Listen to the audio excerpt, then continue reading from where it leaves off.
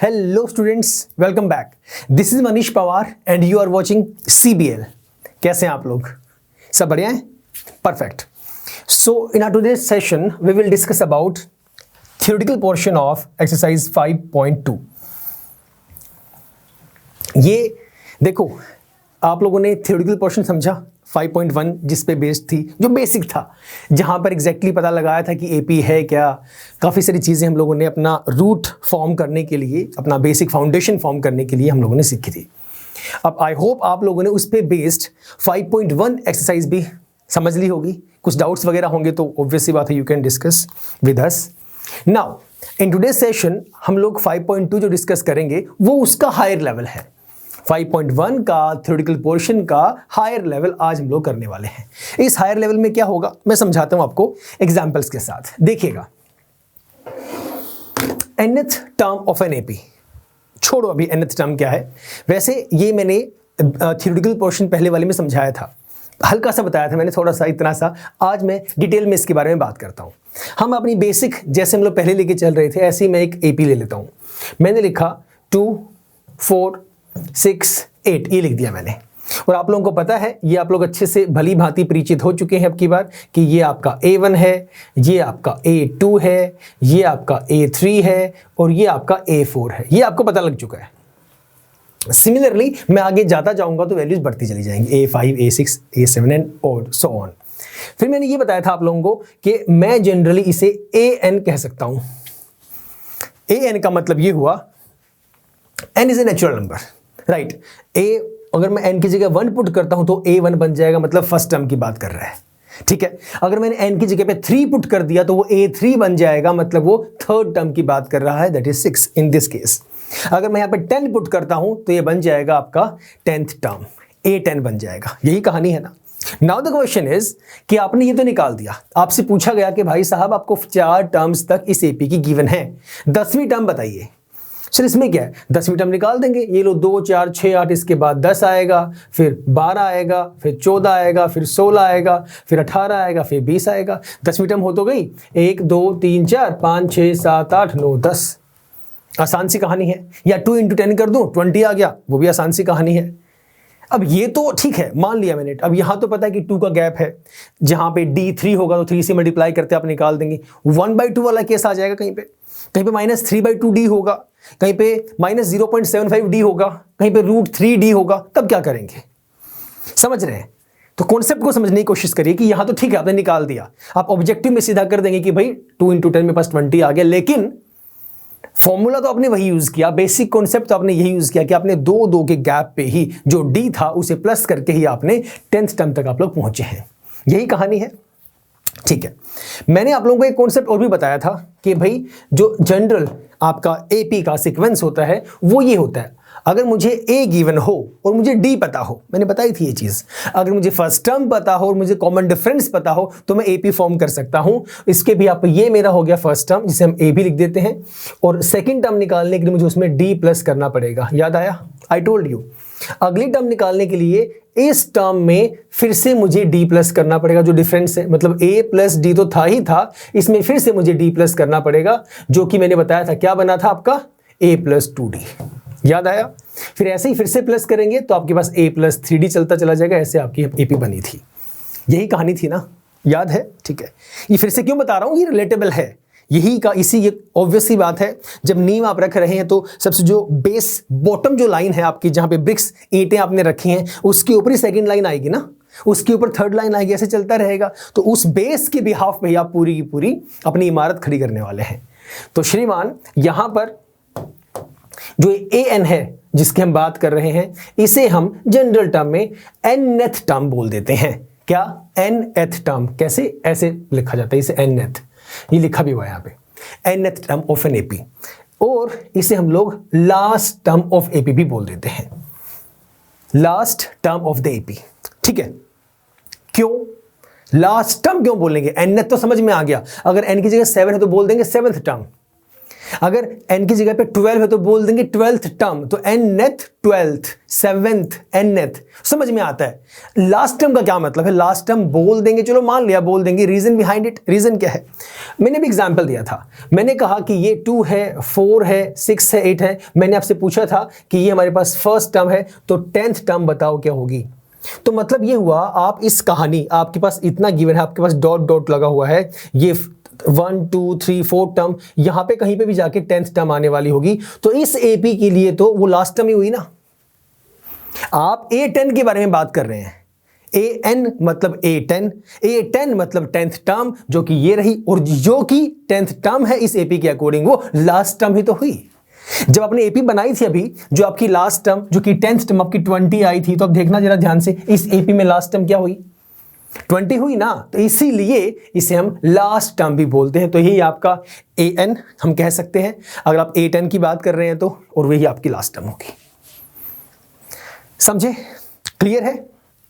Okay, अब now the concept is कि यहां पे हमारे पास डिफरेंट वैल्यूज हैं, तो हम लोगों ने पता लगा लिया कि AN एग्जैक्टली होता क्या है, उसे हम लोग पढ़ेंगे कैसे। बेसिक तो पता लग गया कि किस तरह से निकालना होता है। अब इसी चीज को ये, हाँ ठीक है, यहाँ पे चलते हैं, एक एग्जाम्पल और लेते हैं। मैं अभी आगे आऊँगा, डोंट वरी, पहले उसी एग्जाम्पल, एक नए एग्जाम्पल से रिलेट करते हैं। आपको याद है थ्योरेटिकल पोर्शन 1 में जहाँ पे मैंने समझाया था, एग्जाम्पल था हमारे पास कि भाई जो रीना है, she got selected and she has been offered the job with starting monthly salary of ₹8,000, जिसको हर साल 500 रुपये का इंक्रीमेंट होकर मिलता था। यही था ना। इन्होंने क्वेश्चन में ये पूछा, what would be her monthly salary, monthly था ना, अच्छा हाँ, इसमें मंथली सैलरी है, monthly salary for the 5th year, 5वें साल में। इंक्रीमेंट कब हो रहा है, इंक्रीमेंट हो रहा है 1 साल के बाद, मतलब हर 1 साल के बाद 500 रुपये एडिशनल हो रहा है। कहाँ गया, ये रहा, एनुअल इंक्रीमेंट ऑफ ₹500। सुनो, ये एपी आपने बनाई हुई है पहले, मैं फिर से बना देता हूं। फर्स्ट ईयर में ये वैल्यू है आपकी 8,000, उसके बाद सेकंड ईयर में एडिशन हुआ 500 रुपए का, तो ये बन गया 8500, 8500। फिर थर्ड ईयर में आप चले गए 9000 पे, फिर आप कहां चले गए 9500 पे, फिर आप कहां चले गए 10,000 पे। हाँ या ना, यस और नो। आपकी फर्स्ट ईयर में ये सैलरी थी 8,000, ये फर्स्ट ईयर पे आ गया। आप गए सेकंड ईयर पे, 500 रुपीज का इंक्रीमेंट हुआ, अब आपकी सेकंड ईयर, पूरा सेकंड ईयर यही आपकी सैलरी रहेगी। अब थर्ड ईयर जैसे ही आया, आपकी सैलरी में फिर से 500 रुपए का इंक्रीमेंट हुआ, और अब आपकी सैलरी होगी 9,000। Similarly 500 increment, 9,500, now this is 10,000। First year, second year, third year, fourth year, this is my 5th year. Now the question is, ये तो आसान था, हम लोगों ने निकाल दिया। इसमें डी भी जो था कॉमन था, जो डिफरेंस था वो आसान था, 500 था, वो हम इजीली ओरल भी कैलकुलेट कर सकते हैं कि सिर्फ 5वें साल में कितना होगा, बढ़ जाएगा, या ओरल जनरल ऐसे लिख के भी निकाल सकते हैं। पहला 8,000, फिर 85, फिर 9, फिर 95। अगर ये पूछ लेता 25 साल बाद बताओ क्या होगा, 25 साल के बाद क्या इनकी सैलरी होगी, या पूछते 65 ईयर्स के बाद क्या होगी, जनरल क्वेश्चन कर रहा हूँ आप लोगों से मैं, तो क्या करते, तो क्या इतना लंबा लिखते रहते ऐसे हम लोग कि इसे क्या मुझे अगर 30 इयर्स की निकालनी है तो पहले फर्स्ट ईयर लिखा, फिर सेकंड ईयर लिखा, फिर third, fourth, fifth, six, seventh, 8th, 9, 10, ऐसे थोड़ी ना लिखता रहूंगा। दैट इज कॉम्प्लिकेटेड, निकल तो जाएगा, टाइम टेकिंग, इतना टाइम नहीं है। तो उसके लिए we have taken a formula. Formula क्या बना, कैसे बना, let us have a look. ये मैंने बता चुका हूं आपको पहले, ये मैंने बताया है A1, A2, A3, B and AP, जिसका फर्स्ट टर्म A1 है, जिसे हम AB बोल देते हैं, and common difference is D that we know about. Now the second term, second term मैंने क्या कहा आपको, A प्लस D होता है, A2 से डिनोट करते हैं और A प्लस D होता है, यही होता है हमारे पास। ओके, थर्ड टर्म क्या होता है, आप सेकंड टर्म में फिर से D प्लस करेंगे तो ये बनता था A प्लस 2D, याद आया। ये रही सेकंड टर्म, सेकंड टर्म में D प्लस कर दिया, और सेकंड टर्म है क्या, A प्लस D, उसमें D प्लस हो गया तो A प्लस 2D बन गया, जो मैंने पीछे लिख के दिखाया था अभी। इसी तरह से A4 की अगर बात करूंगा तो थर्ड टर्म में D प्लस करना पड़ेगा। थर्ड टर्म क्या थी, A प्लस 2D, ये रही, इसमें फिर से D प्लस किया तो बन गया A प्लस 3D। यही हो रहा है। अब कहने का मतलब ये हुआ, ध्यान से देखो, जब सेकंड टर्म की बात कर रहे हैं तो A तो आपका जो है वो है ही, प्लस आपने क्या किया, जितना नंबर ऑफ टर्म की आप बात कर रहे हो, सेकंड टर्म की बात कर रहे हो, उसमें से 1 आपने माइनस कर दिया, मल्टीप्लाई बाय योर डिफरेंस, तभी वैल्यू बनती है हमारे पास। सिमिलरली जब मैं थर्ड टर्म पे गया तो ये वाली वैल्यू यहां से निकल के सामने आती है। ये कॉन्सेप्ट तो पता लग ही गया, ए फर्स्ट टर्म प्लस में आपका जिस टर्म की बात कर रहे हैं वो -1 with multiplied with your d, right. In short इसे हम जनरल फॉर्म में शो करते हैं, a N is equal to A plus N minus 1 into d. This is the formula of nth term of an AP. अगर आपको AP की nth term find करनी है तो उस केस में हम फॉर्मूला यूज करेंगे ये वाला, a N is equal to A plus N minus 1 into d. इस ए एन की जगह पे एल भी हो सकता है, L is also last term, तो मैं ये भी लिख सकता हूं L is equal to A plus N minus 1 into D. दो तीन बातें और बताऊंगा, पहले एक बार पिछले वाले क्वेश्चन को सॉल्व करते हैं इस मेथड से। ये था हमारे पास, यहां से आपको कहा गया हर monthly salary for the 5th year. मान लो 5th ईयर की ही निकालनी है, लेकिन मैं वो वाला फॉर्मेट यूज नहीं कर रहा जो हमने अभी यूज किया था फॉर्मेट कि 8000 फिर 8500 फिर 9000, वो फॉर्मेट यूज नहीं कर रहा हूं। जो मैंने फॉर्मूला बताया था आपको वो वाला मैं यूज करूं। पहले एपी लिख लेता हूं। First term is 8000, second term 8500, इतना ही लिखता हूं बस मैं। एक और लिख लो चलो 9000। आंसर आपको पता है, मैं सिर्फ निकाल के दिखा रहा हूं, समझा रहा हूं आपको फॉर्मूला। अच्छा, आपको कहा गया 5th ईयर में जो उनकी मंथली सैलरी वो कितनी होगी। मतलब फर्स्ट टर्म पता है, सेकंड टर्म पता है, थर्ड टर्म पता है, मतलब वो 5th टर्म के बारे में पूछ रहे हैं। कॉन्सेप्ट को समझने की कोशिश करिए। वो 5 साल बाद की बात कर रहे हैं। ये फर्स्ट ईयर में ये सैलरी रहेगी, सेकंड ईयर में रहेगी। What would be her monthly salary for the 5th year. 5वें साल की बात कर रहे हैं, मतलब 5वां साल कौन सा होगा, 1 2 3, ये चौथा साल, ये 5वां साल, मतलब 5th टर्म ही पूछ रहे हैं हमसे। वो समझ रहे हैं। ये कंफ्यूजन प्लीज क्रिएट मत होने देना कि कितना कौन सी टर्म के बारे में बात कर रहे हैं या कौन सी टर्म गिवन है। ये कंफ्यूजन अगर क्रिएट हो गई तो एपी लगेगा बहुत डिफिकल्ट। इसीलिए मैं कोशिश ये कर रहा हूं कि जितने एग्जांपल्स दे सकूं, जो जो क्वेश्चंस वहां से बन सके वो आपके सभी क्लियर हों, राइट। तो ये 5th टर्म के बारे में बात कर रहे हैं इनडायरेक्टली। तो सर फॉर्मूला आपने ये कहा कि ए एन होता है that is equal to A plus N minus 1 into D. ठीक है, परफेक्ट। और ये आप पहले ही निकाल चुके हैं। ए आपका 8000 है, आपका जो फर्स्ट टर्म है वो 8000 है, और डी आपका डिफरेंस जो है वो 500 रुपीज का है। कॉमन डिफरेंस आपका 500, क्योंकि 500 ही आप ऐड करते हुए जा रहे हैं आपकी सैलरी के अंदर। तो ए एन का मतलब हुआ कौन सी ईयर में बात कर रहे हैं, 5th ईयर, मतलब 5वीं टर्म। और एन क्या है, एन इज 5। मेरा पॉइंट फिर से समझें। इसने कहा 5th टर्म, 5th टर्म का मतलब हुआ A5। फर्स्ट टर्म का मतलब क्या है भाई, A1 ना। सेकंड टर्म का मतलब A2 है ना। तो 5th टर्म का मतलब क्या, A5 ही तो हुआ। एन की जगह तो वैल्यू पुट की हम लोगों ने, तो यहां पर हम पुट करेंगे A5 that is equal to a आपको ऑलरेडी पता है, this is your 8000 plus n. N कितना है, ये रहा एन, अभी तो पुट किया आपने, एन इज 5, तो ये हो गया 5 माइनस 1। और डी कितना है, डी हमारे पास 500 है। एक बात ध्यान से समझो, मैं सॉल्व बाद में करूंगा इसे। बहुत से स्टूडेंट यहां भी गलती करते हैं इस वाले पॉइंट के अंदर। श्रीमान ये n माइनस 1 के साथ में d जो है वो मल्टीप्लाई में है। बहुत सारे स्टूडेंट क्या करते हैं 5 माइनस 1 और लिख देंगे प्लस 500। गलत है, सरासर गलत है, वो मल्टीप्लाई में है। बेसिक सी गलती के कारण पूरा क्वेश्चन गलत हो जाएगा। ओके, सो ध्यान रखेंगे। Let us solve this. This will be equal to 8000 plus, पहले ब्रैकेट को सॉल्व कर दो, इजी हो जाएगा। 5 माइनस 1 4, 4 इंटू 500, ये हो जाएगा 2000, राइट। अब 8000 प्लस 2000 कितना होगा आपका 10000। ये आपकी आ गई 5th टर्म। इसी के बारे में बात कर रहे थे, आपका आंसर आ गया। Now you might be saying कि इससे आसान तो वही ना है, हम लोग 2 टर्म निकाल देते, यहाँ पे प्लस 500 करके 9500 प्लस 500 करके 10000 आ जाता। ठीक है, 67th निकालना होता फिर क्या करते। अगर डी इतना इजी ना होता फिर क्या करते। मान लो डिफरेंस होता, यहाँ पे ये 500 रुपीज जो सैलरी इंक्रीमेंट के लिए बोल रहे हैं, अगर ये बोलते कि सैलरी इंक्रीमेंट आपका ये है 638.73, करते रहो प्लस। अब करते रहो प्लस, कहां तक जाएंगे, दिक्कत होगी, राइट। अगर बोलता कि अब बताओ कि 30th ईयर में उनकी मंथली सैलरी क्या होगी, A30 निकालना पड़ता। A30 के बिहाफ पे डी आपको ये पुट करना पड़ेगा, जिससे आसान हो जाएगा। अगर ऐसे प्लस करते हुए जाओगे, it's gonna take time, even calculation mistake भी हो सकती है, तो वो फॉर्मेट यूज नहीं करना है। जो बेसिक क्वेश्चंस होंगे, 5वीं टर्म, 6ठी टर्म, 10वीं टर्म, हल्का फुल्का जो ओरल कर सकते हैं वो ठीक है, वो कर लीजिए आप।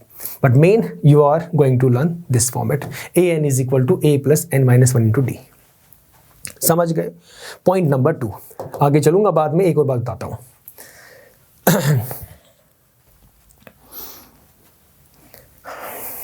A1 is a itself, A1 is the first term, तो मतलब ये हुआ कि मैं A1 को A से समझ सकता हूं, ये बता चुका हूं पहले मैं, A1 बोल दो A बोल दो एक ही बात है। हम गए A2 के पास एक्सक्यूज मी, हम गए A2 के पास, सेकंड टर्म, फॉर्मूला लिख दूं पहले, an plus n minus 1 into D. Concept समझना और उसके बाद फिर से याद रखना, बाद में सीधा याद नहीं रखना, पहले समझ लो वो आया कहां से, उसके बाद याद रखना है। सिंपल करोगे तो वो रट्टा हो जाएगा। सुनना एक्सक्यूज मी, मुझे सेकंड टर्म पुट करना है यहां पे, राइट मतलब A2 मुझे निकालना है, तो ये लो n की जगह पे 2 पुट कर दिया। सुनते जाओ बस एक बार, n की जगह पे 2 पुट कर दिया। ये A एज इट इज, मुझे पता है A क्या है, मुझे पता है D क्या है, पहले कॉमन क्वेश्चन का मीनिंग मैं समझाने की कोशिश कर रहा हूं। A2 मुझे निकालना है, मतलब सेकंड टर्म मुझे निकालनी है, तो सेकंड टर्म को I can write A2, perfect. A as it is plus n, आपने ही मुझे कहा अभी n तो 2 है, n की जगह 2 ही पुट किया आपने, तो यहां पे 2 माइनस 1 कितना हो गया, 1 हो गया। यहां पे पुट करेंगे 2 माइनस 1, 1 हो गया। 1 into d, 1 into d is d ही रह गया, 1 इंटू डी इज डी ही रह गया, ठीक है। उसके बाद now I am asking about third term,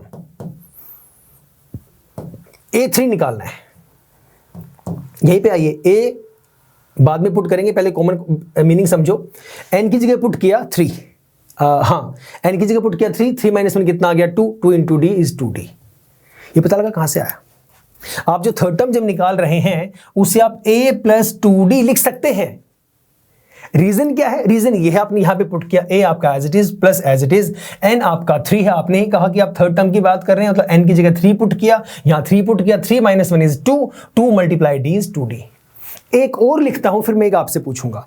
similarly अगर मुझे लिखना हो A5, तो मतलब ये हुआ A as it is plus n की जगह पे 5, 5 माइनस 1 4 और इंटू डी 4d। समझ गए। अब मुझे बताओ 10th टर्म को आप क्या लिख सकते हैं, जल्दी बताओ, take 5 seconds, time starts now. Copy में लिख लो फटाफट और मैच करना, फिर उसके बाद आपका गलत है क्या सही है। Time over. 10th टर्म को हम लोग लिख सकते हैं सीधा फटाफट से A प्लस 9d। तो कॉन्सेप्ट पता लग गया आया कहां से। तो अगली बार जब भी कोई पूछेगा तो यहां पर A तो ठीक है, प्लस में इससे एक वैल्यू कम कर दो और इनटू में D लिख दो। आया कहां से, इस फॉर्मूले से ही बना है, यहीं से बना है। और लिखने का तरीका यह है, अगर कोई बोलता है A30 क्या होगा, तो आपके माइंड में यह बात स्ट्राइक करनी चाहिए कि वो A प्लस 29D की बात कर रहे हैं। अगर किसी ने पूछा बताओ 15th टर्म कैसे लिखेंगे, या उन्होंने कहीं पे वो 15 टर्म यूज हुई है, तो आपको पता होना चाहिए A15 का मतलब है A plus 14D। Getting my point. आगे क्वेश्चंस आएंगे जहां पे हमें इक्वेशंस की फॉर्म में ऐसी ही वैल्यूज को सॉल्व करना होगा, इसलिए ये बेस बताना बहुत जरूरी है, क्योंकि इसके बिहाफ पे क्वेश्चंस आएंगे और इंपॉर्टेंट होंगे वो।